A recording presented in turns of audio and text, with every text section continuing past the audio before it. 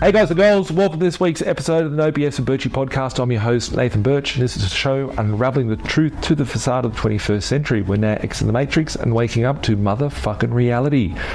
Today, I'm going to talk about a sensitive topic. Lots of people speculating on a sensitive topic, NDIS, National Disability Scheme. So, what is NDIS? What is the good things about it? What are the ugly things about it? And, where does it fit into a good property portfolio? Does it even fit into one? Do I buy NDIS properties? Why do I buy them? Why don't I buy them?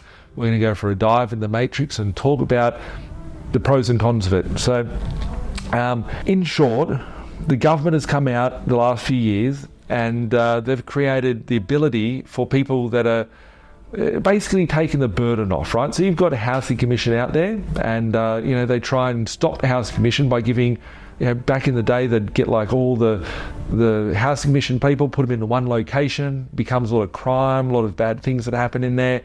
And the government own those properties and you pay $50 a week rent. That's basically what happened.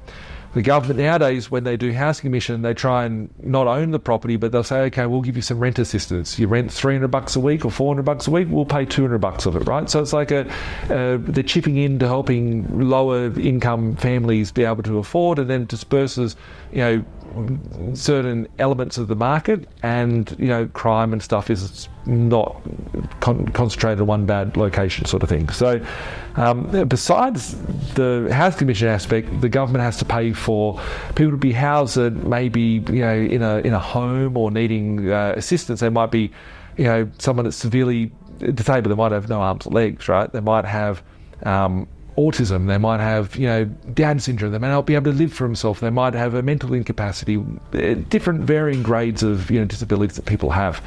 And looking at the government, the reliance on the government, the reliance on the system, the government has to provide either by levels of care that are for these individuals, or they need to house them in some sort of way. So the government came out a few years ago and created this thing called the National Disability Scheme, which is NDIS, investment scheme, or whatever it stands for, the I. And it means that if you're an investor of a property, you can get a higher rent if the government's paying you the rent. And there's different ways that they provide this income. So it might be to a provider, and the provider rents your property off you, and they house a carer in there. So some people, you might need, one person for one person, right, to care for them. They might be low care, so they might have like 5 people with one carer, right? And then the government sends in a carer, and then they, help them go to the shops or go and, clean the house up or whatever the case may be. So out of these things, the government will pay a high rent and say, okay, you take care of that as a package, and they don't have to have it on their balance sheet. They ship that out onto the private enterprise, and it's created a whole business opportunity out there for people to support and look after this. Do I see that as a great thing? It is a great thing, right? We're taking care of people, right? It's great. However, the problem that I see with that is that the government, once they've got certain things, they change the playing field, right? So I've seen lots of different incentives. It's called a scheme, right? And whenever I see a scheme, I think of scam, right? I don't know why. It just rhymes, right? But there becomes a lot of scams. There comes a lot of things in a scheme, right? People try and profit and take corners and pinch money and all that sort of stuff. So looking at my thoughts on this, on the benefits that are there. The benefits is, you can take care of people. You can provide a good, safe place for people that are in need to house them and put them in there. You've got a good cash flow because the government's paying you, because it's coming from an agency, whether it's directly from the government or an agency of the government or an agency that's collecting the money on behalf of you as a landlord. And then there's different levels of how you can manage your NDIS property, right? You can do the whole thing, or you can outsource it and just get a rental income coming through. But when we have these things, scams come, right? I'm just going to call it blatantly for what it is, right? So people often ask me, what do I think? Like, I've been to a seminar, I've heard from a guy, I've heard from a colleague, I've heard from whoever. that there's an opportunity to get in these things. They're great. You get paid 50 grand or 100 grand per resident that you have in your property. That's cool. They're selling it based on something. And you might be, this client, right, she knows who she is, spoke for the first time yesterday, asked me about it, and I was like, I laughed, right? I laughed so hard when she told me about the prices of the properties, right? I lost my voice and I was coughing. I got in a coughing fit. I had no water around me when I was talking to her because I was embarrassed because I was like, fuck, I can't even breathe, right? So let's not hope that that doesn't happen today, right? Because I said, tell me examples, right? Because she'd been looking into it and someone had told her but didn't make it all that much sense and all that. And the NDIS property was a property in Logan, right? Logan, right? And those of you that don't know Logan's like the blue collar, roughy area of Brisbane, right? And love Logan. No offence to anyone from Logan, but you know what I'm talking about, right? A house on land, $1 million. $1 million. I don't know where. I laughed. I was like, you could buy a fucking brand new house on land in Sydney for $1 million, right? And he talking about the roughest part of Brisbane, right? He goes, oh, yeah, there's another one at Ipswich for like $1 million, $950,000. I'm like, what is it? It's like, what income do you get? She goes, oh, you get like 80 grand times 2. It's a good income. You get like 15%. You've got to pay this fee, that fee, next fee. It brings it down to about 10%. Like a house in these locations, a brand new house of land's like 600 grand, 500 grand, right? There ain't no way in the hell freezing over that I'm paying a fucking $1 million for a shitbox house that's overpriced, right? These people that I've seen buy these things, right? They buy the house and land package. That's all it is, the house and land package. This is where the scams come in, right? Because they're selling you a service, right? They're selling you the dream. Oh, you can get 150k a year rent. You're paying $1 million. It's great. 15%. Where can you get it from? Okay. What happens when the government changes their policy and only brings in 80 grand a year, right? You've got to sell it and no one else wants to buy it because you've got a house that has fucking wheelchair access and it has no lounge room, has all these weird rooms, panic buttons on the back of the bed with a toilet in the corner with no hob on it, and you got armrest bloody things to get you up because you can't get up, and it's looking after disabled people. They're like, I want a house for my kid, right? I want a house for like 5 kids to be parked in. How can I get kids? They don't want to slip and slide in a bathroom that's designed for a disabled person, right?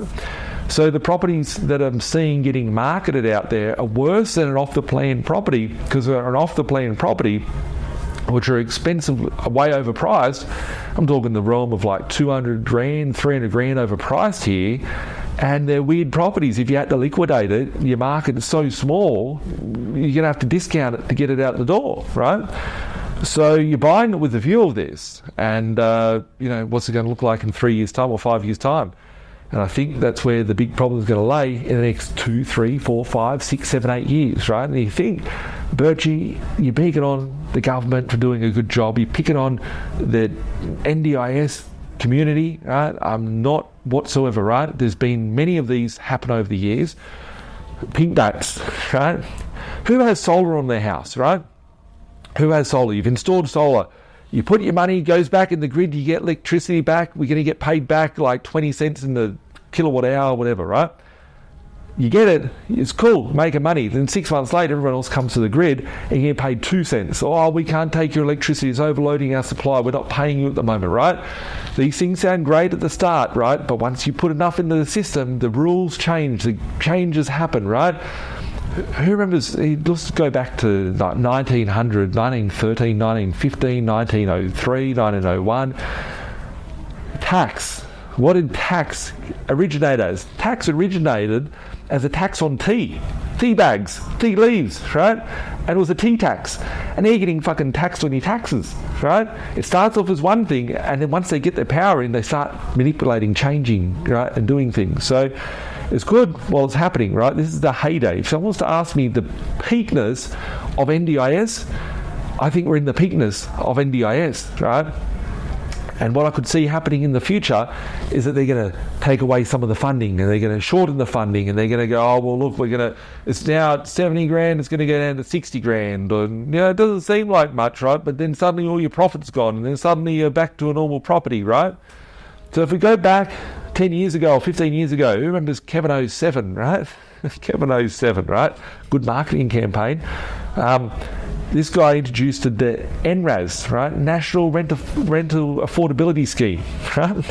I bought a property the other day, and there's still some people stuck in NRAS contracts, right? NRAS properties were a property, if you built a property and rented it to an underprivileged person, that to meet a certain requirement, that to have an income of less than X amount of dollars, household income of less than X amount of dollars. And it was like NDIS, but for everybody, right? Just had to be poor to get to it, right? Or hit under a certain brand line to get to NRAS. So they would say, if you funded a property, if you buy a property that's brand new and you rent it out for 20% less than market rent, then you would get $10,000, $12,000 a year cash rebate from the government. So if you had a property that would normally rent for, say, $350, you rent it for $280, right? You get 10 grand a year for doing that. You'd want to do it, right? So then people got behind building NRAS properties, and they'd sell it, instead of selling it for 250 grand, which is what it was worth, they would sell it for $400,000, right? So all these marketers out there were selling overpriced dog shit to poor individuals, right? That, I'm getting a great investment, government's guaranteed, give me 10 grand a year for the next 10 years, whatever. The rulings were you could only go to an NRAS provider. I inherited an NRAS rental business where there was some fraud committed, and I bought it, and it was a book. It was like a cheap property management business, and all these poor people that bought the thing, I got it cheap, like cents a dollar. It should have been worth $500,000 for a business. I bought it for like 10 grand. So I was licensed for NRAS, right? And I could manage NRAS properties. And all these poor souls that bought these properties, right, they're getting $190 or $170 a week instead of $4. The rents on them now would be $500 a week, $600 a week, and they're trapped in these leases that are like back, and they have to go to an annual review of the board, and it's all bullshit, right? The management fees are like 15% management fees. So you're paying through the nose. Everyone's making money, but you as the investor, you're the one holding the bag. And your asset, who wants to buy your asset where you're renting it for $200 a week, where it should be $500 a week now, right? There was those defence housing, right? And you're trapped in a lease for 20 years or 10 years, and you're paying 15% management fee. This happens throughout history, folks. There's hotels, holiday lets, motel stays, all different types of different versions of reheated. The vultures know where to go to capitalise on these markets, right? And NDIS, I see, is the newest one, right? And it's fucking sick and twisted and sad and all that sort of stuff, right? Because, yeah, we could be providing, but there's vultures out there, and they're driving around in fucking Lambos and stuff, and they've got cool suit, and they've got nice veneer teeth, big white teeth, right? And they're selling you these dream of having these houses with the cash flow. But once it all starts crumbling around and they change the policies, right, these people are going to dart, just like on an episode of The Simpsons or Family Guy, you'd see like, oh, I'm Troy McClure, right? They're literally Troy McClures, right? They're the Troy McClures of the property space. And I fear for people that are unsuspecting, not looking at it, when I look at a property, right, I always think, who is my buyer? What does my exit strategy look like? What does that exit strategy look like? Who's going to buy this thing off me? If you've got a small segment of people wanting to buy a house, unless let's say something happened to the NDIS scheme today and no one wanted them, who's going to want to buy the property, right? No one's going to. How many people are going to go, tomorrow NDIS finishes and, they go, it's not profitable, right? Properties come on the market. You've got all these houses which have got like 5 bedrooms, bloody handrails here, handrails there, no lounge room. I want a house for my kids. I want a house for, whatever, right? I don't want a house that I can have, unless you got, 5 disabled people in your home, and like, touch wood, that doesn't happen, right? But there's a very limited market that you're going to have someone wanting, I want a house with 5 disabled people, right? And the exit's getting smaller and smaller. 9 times out of 10, when I see a poor soul that's bought one of these properties, they've had to go and tip in extra money because the valuation didn't stack up, and they bought an overpriced lemon. Right, so just be very, very careful. For the record, you might have realised what I'm saying about NDIS properties. I own 0. I have plans on buying 0. and I don't endorse it, and none of my clients I've ever recommended have bought over 15,000 properties for investors, and we've bought 0 NDIS properties. I suspect sometime in the next 2 decades, myself or whoever's running the business in the future or whatnot, right, will be sitting here going, oh yeah, my dad told me, or whatever, right, that, you know, this NDIS thing happened back 20 years ago, and there's all these properties that people were buying them cheap because people can't, you know, they're just a dud investment. So be very, very cautious of what you're buying. Be cautious of what you're being sold. Be cautious of it. The numbers have to stack up. The numbers might look attractive, but dig deeper. Do your research. Share this video. If you've got a friend, a family, a colleague that's talking about NDIS, share this video with them. Make sure they watch it before it's too late. If you've got a friend or family that's talking about NDIS, wants to know more about it, a colleague that's trying to get you into it, someone that you know, right? I know if you go and talk, if you're in the property space and you've got someone talking to you about this stuff, this video could possibly be the video or the content or the data that helps you or a loved one not hurt yourself and get injured from buying a dud of a property, right? Because I see so many people over the last 20 years of an investor, 15 years specifically of these schemes that come out, right? And they blow their fingers off, right? They hurt themselves dramatically from buying these properties that aren't the right investment, aren't a good investment, are flawed from the start. So if you like this, give us a like. If you have someone that you need to share it with, tag them, share it to them, wherever you're watching this from, get the message out there. If you need help on a strategy, reach out to us. You know where to find us. And remember, the more you share this, the more you like these videos, the more the word gets out there, the more content I can get for you guys coming on a weekly basis. Make sure to subscribe. Find us on Google Play, Apple Play, Spotify, YouTube. Have a great day. Have a great week. See you next week. Bye for now. Like Bilal said, man, we're stuck in the matrix. This my advice, don't care if you take it. The dollar back to die, soon to be hyperinflated.